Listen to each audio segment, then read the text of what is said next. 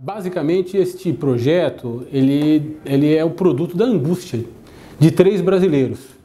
Da minha, do professor titular de Direito Econômico da USP, professor Gilberto Bercovitch, e do professor, que é diretor do Mackenzie, do professor José Francisco Siqueira Neto.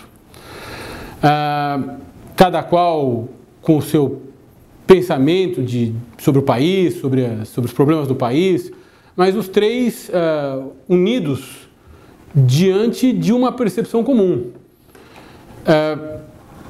Que, de um lado, o Estado brasileiro e a Petrobras precisam ser ressarcidos pelos danos que foram causados ou eventualmente causados, em razão de contratos que foram celebrados com a Petrobras fora de condições de mercado, ao que parece.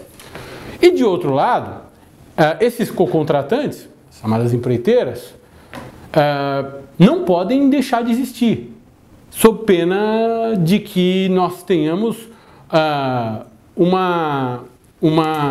problema sistêmico, econômico, de grande relevância, devastador, sob o ponto de vista macroeconômico e também sob o ponto de vista social. Não se trata de se engajar naquele argumento muito bem atacado pelo pessoal da Força Tarefa do Ministério Público. Não adiantava também, em nenhum momento nós queríamos dizer, olha, não precisa coibir, não precisa punir, não precisa... Não, ao contrário, né? Precisa coibir, precisa punir, precisa ressarcir, mas ao mesmo tempo achar uma maneira de manter essas empresas que provêm infraestrutura ao país, no final do dia, essas empreiteiras vivas. Né? Como fazê-las ressarcir o erário, ressarcir a Petrobras e ao mesmo tempo mantê-las operacionais. E nós sabemos que os ativos de empresas que são tiradas de operação deixam de valer no minuto seguinte em que são tiradas de operação as empresas. Então nós tínhamos que de alguma forma manter essas empresas em operação e fazê-las ressarcir o erário e a Petrobras. E foi assim que o plano foi concebido. Esse projeto ele não trata das repercussões penais. Essas repercussões penais vão continuar existindo, cada acusado deverá se defender perante a justiça criminal.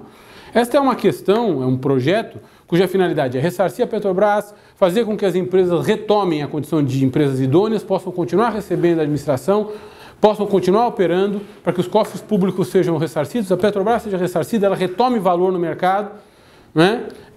E esses contratos administrativos continuem, justamente para impedir que os investimentos que montam centenas de bilhões de reais deixem de ocorrer, para que não haja o perdimento de milhares, se não milhões de empregos diretos e indiretos, né? Para que nós não tenhamos um efeito devastador na economia do país. Então, o programa tem 3 pilares, basicamente 3 ou 4 pilares. Basicamente, o pagamento não se dá com ativos operacionais, né? O pagamento não pode se dar com ativos operacionais sob pena das empreiteiras perderem a capacidade de se alavancar, de se financiar justamente com esses ativos operacionais. Um ativo operacional seria um aeroporto, ou uma sonda, ou maquinário, ou eventualmente recebíveis, né? Se daria por meio de ações ou participações societárias do controlador, né? Na linha de que ao controlador interessa perder algumas ações, algumas participações, em alguns casos bastante significativas, do que perder a empresa. Evidentemente que para o Estado não interessa e não deve interessar controlar as empreiteiras, penso eu, né? Daí porque ato contínuo, a ideia é fazer com que o Estado...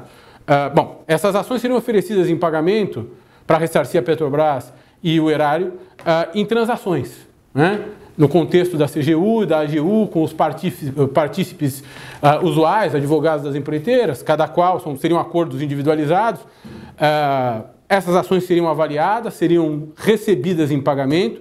Ato contínuo, o Estado faria um leilão dessas ações ou dessas participações societárias, estimularia a criação de fundos privados, né? Não se trata de estatização, nacionalização das empreiteiras, como se disse por aí.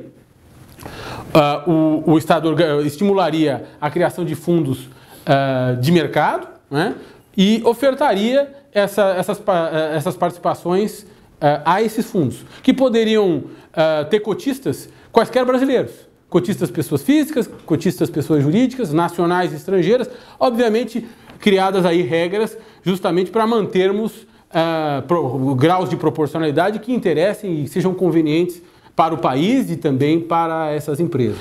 Basicamente, esses fundos obedecem regras gerais de princípio majoritário, né? Mas eles deveriam ser administrados por grandes instituições. Qual é o efeito benéfico dessas transações?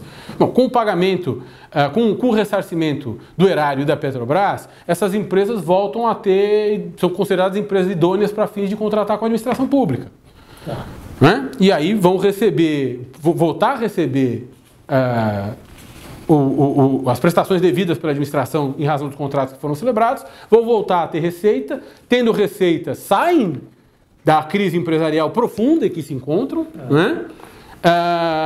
E, ao mesmo tempo, conseguem ressarcir sem perder valor. As empresas não perdem valor, né? Porque quem paga não são as empresas. Como disse a presidente Dilma em algumas vezes, as empresas não podem pagar conta. O minoritário não pode pagar conta, né?